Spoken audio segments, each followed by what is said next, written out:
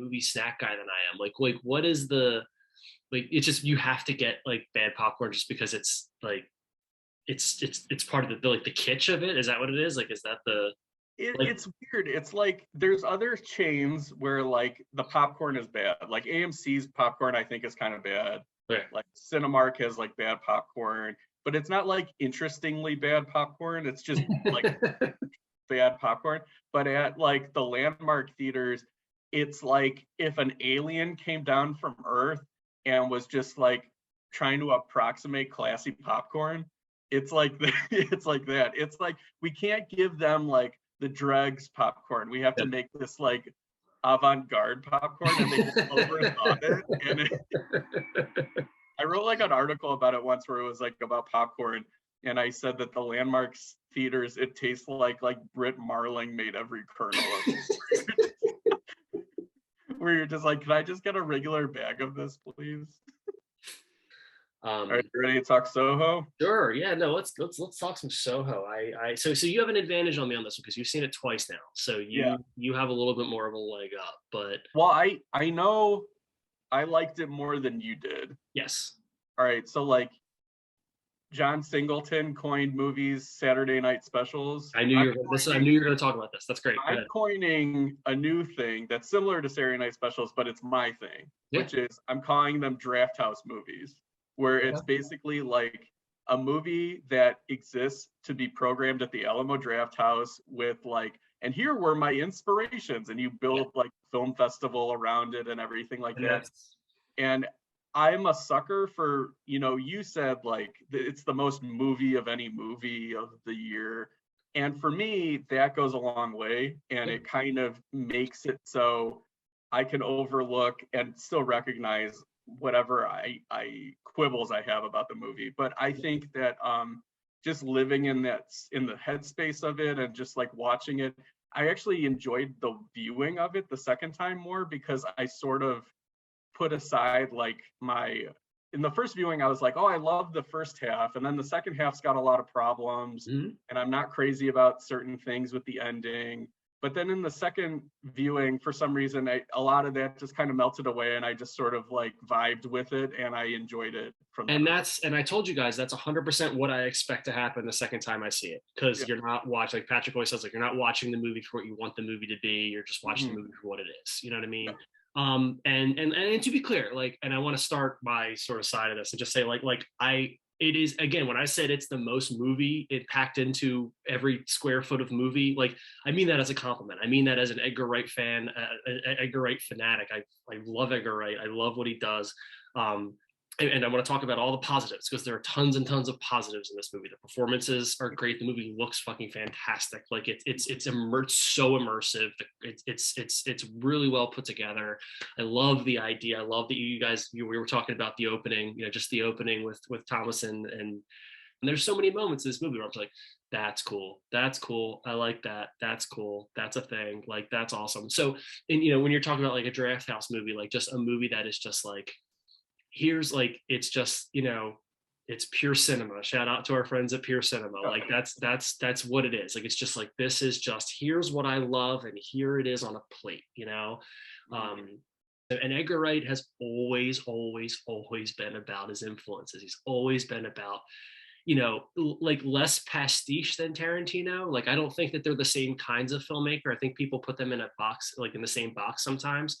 It's also because they're friends, and that's why. It's also because they're friends, yeah. Associated, yeah. And whereas I think like Tarantino is so much more into like literally the pastiche, literally like the melding, the sort of paper mache of like putting different things together. Whereas Edgar Wright is like, here's my cop movie, here's my zombie movie, here's everything I have to say about this genre. Yeah. And I'm a huge, like the Cornetto trilogy, like I'm such a huge fan of. You guys know how I am about screenplays, how I am about story structure, and I after this and after Baby Driver, I'm thinking to myself, like, I think the secret sauce for me is Simon Pegg. I think that when Edgar Wright is writing with Simon Pegg must be the structure guy. Because there's, if you any fan of the Cornetto trilogy, you know that on the Blu-rays they put those behind the scenes of Edgar and Simon at the easel, and they flip through and they show you their process of setup, payoff, story arc, and they do all that. And that's the kind of stuff that like I get obsessed with. Whereas stuff like Baby Driver and Last Night in Soho, well, I think they're like incredibly well made genre pieces, and they're fun and they're kinetic and all that. To me, both of them have that same absence of structure in a lot of places, where he leans more into genre than he does into story, which is totally fine. Like that's totally, like if that's your jam, like that is totally fine.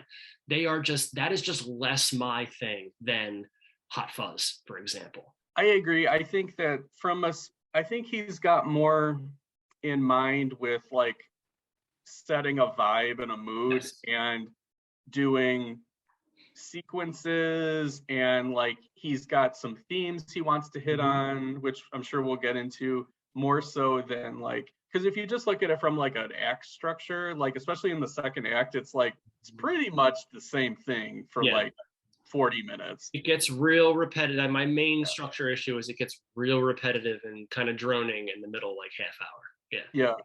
So, but it's funny because like one of the reasons why I like reviewing stuff with you and like talking to you about movies is because like we just come at it from different angles. Like for me, like story means almost nothing to me. Like if I'm into the characters and I'm into the flow of the movie, like almost anything could happen and I wouldn't mind. Like and I think that kind of helps me let Last Night in Soho off the hook in a lot of ways, because there's certain things like I'm not entirely clear what the deal is with Thomasin McKenzie's character, if she's like an empath or she's like an I see dead people girl, or like there's not, and that's something that's kind of like a big thing that like I don't think the movie's clear enough on. Yeah. How does mom's trauma relate to Sandy, relate to Thomasin McKenzie? Thomasin McKenzie's character is named what?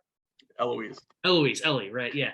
Relate to Ellie, and what is the movie saying about women in the 60s versus women? Like, you know what I mean? Like, it just. I have a theory about that. I think the movie's saying a few things, but the three that I picked out of it are, one is very basic, like we have nostalgia for the past, but it wasn't always great. And in a lot of ways, the present is better in many ways. And one of the things that's kind of a counterpoint is like her ability to like, Eloise's ability to follow her career path is a lot more clean than it is for Anya Taylor-Joy's character, Sandy. Exactly, right.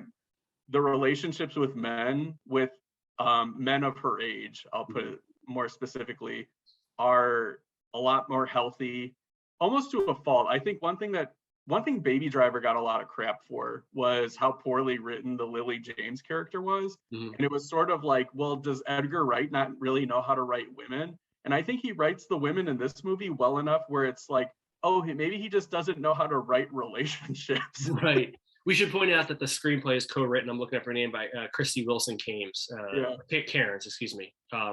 So I think that it's saying something about kind of gender as it relates from the 60s to now, and also how women don't look out for each other, like women of a certain peer group do not look out for each other, and maybe that's something that's like, unfortunately, history keeps repeating itself. And then because of the competition with the other designer character.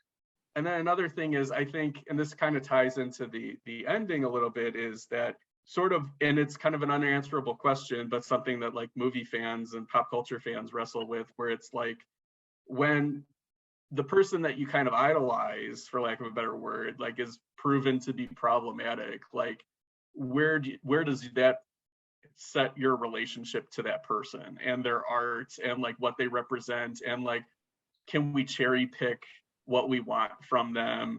Right. And I think that's kind of what the ending is saying a little bit, which is sort of like, she can't let it go. Like there's certain things about it that she needs in order to, pursue her interests and like her identity and everything. And there's an element of addiction to that. Maybe like Eloise doesn't have a strong enough personality of her own where she needs Right. to kind of latch on to someone else. And Which like is maybe was her mother. Maybe her idea wasn't always to become a fashion designer, but her mother went to London and her mother became a fashion designer, and like she's and trying like to follow in those footsteps. which is great, but like we leave so much out in terms of the Yeah. mom, and that's not really set up in the first act, you know, like I just, and again, it just goes back to this issue of structure. And I understand, like, I really do understand that this movie is about, it's Edgar Wright saying, here are my genre influences. Here are the things I really used, you know, love. But he used to be so good at also making it a story, also making it a structured setup, payoff. Like, and maybe that's easier when he's doing comedy. Maybe because Hot Fuzz and Shaun of the Dead and World's End and even Scott Pilgrim to an extent, you know, when you look at the Cornetto trilogy, like they're incredibly well structured stories on top of being genre pieces. And Soho and Baby Driver don't do that. They both have that sag where, like, I'm watching, you know, Soho in the first half hour, we're setting up the character, we're setting up, you know, the stuff with the mom and all that. We're setting up her, you know, she's this little like country mouse in the big city, and there's all these jokes about London and all that. And then I love the way the movie slowly shifts into a horror movie. Like I love the way that she goes into the sleep, and then that first night, that first long shot with the Thunderball marquee and all that, and she's moving around the space and she gets addicted to that. You know, do you have plans tonight? Yeah, I have plans tonight. She can't wait to go to sleep. That gradually becomes a horror movie where she starts to realize the implications of what's going on. And then the movie, it just kind of vamps for a while, where like it's not escalating, the story isn't really changing, the nature of her interaction with Sandy isn't really changing that much. She's seeing the same kind of things. Like it's just a lot of repeated beats in the middle, and then it becomes a murder mystery at the end. Yeah. And then there's all these revelations on top of each other in the last 20 minutes where you're kind of like, all right, wait, I didn't care about that. I didn't think that was the movie we were watching. So like, and thankfully so many of the images were so great, the filmmaking is so good, the sound design was beautiful, like just the interaction of the sort of dreamlike sound, and especially once we get into sort of faceless men, you know, that sort of horror aspect of it and all that stuff, and all of that aesthetic stuff worked like really well. But in the back of my mind, I'm just like, I just can't, like I'm tapping my foot, I'm going, all right, let's get to the next thing, come on, like we're just get to the next thing. And then it got to the next thing and I was like, ooh, it's that, ooh, I don't know if that's the movie we're making here, like I don't know. So I'm hoping that the next time I watch it, you know, Edgar Wright movies are nothing but, if not endlessly rewatchable. And while I never got there with Baby Driver, I feel like with this, I'll probably get over it once I have a stronger grasp of what the movie's doing in between the spaces that I wasn't looking at the first time. You know what I mean?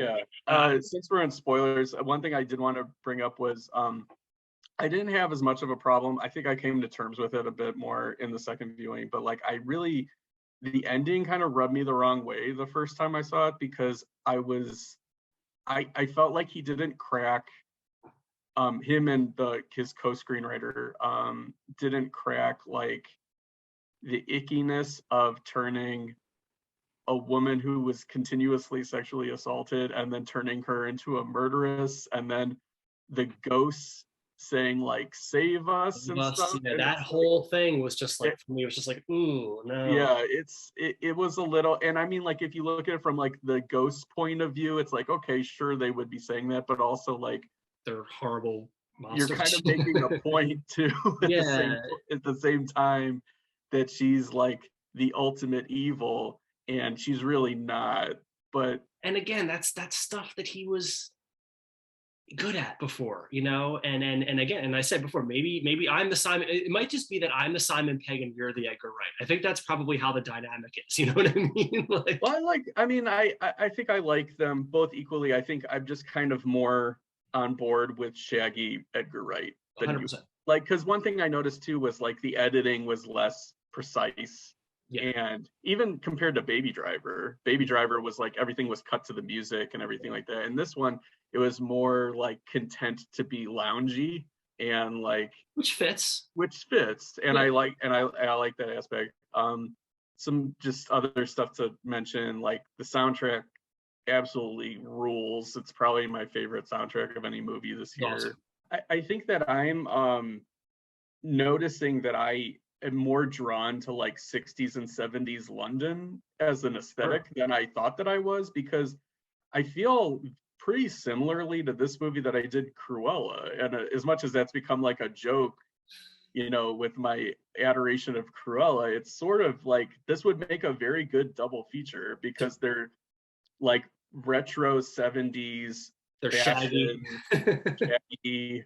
like they look great. The fashion, they're ruled by performances, their wall-to-wall soundtrack. Like I think this will, I mean, it's certainly gonna make my list. I think it'll be pretty high up there. Right now, like I'm vacillating between that and like a couple other movies of like what's my favorite, like my true favorite movie of the year. Next week we were gonna watch the Rocky IV director's cut and talk about that. So that'll be fun because I get to revisit the theatrical cut of Rocky IV, then the director's cut, and I think probably Creed 2 because they kind of all are like. I was gonna say I was thinking of doing Creed 2 after this as well. So that's I'm glad. I haven't seen Creed 2 since theaters, so. I watched it once when I bought the Blu-ray. I don't think I've watched it since. Yeah, I'm looking forward to it. So until next time. Your seats are reserved.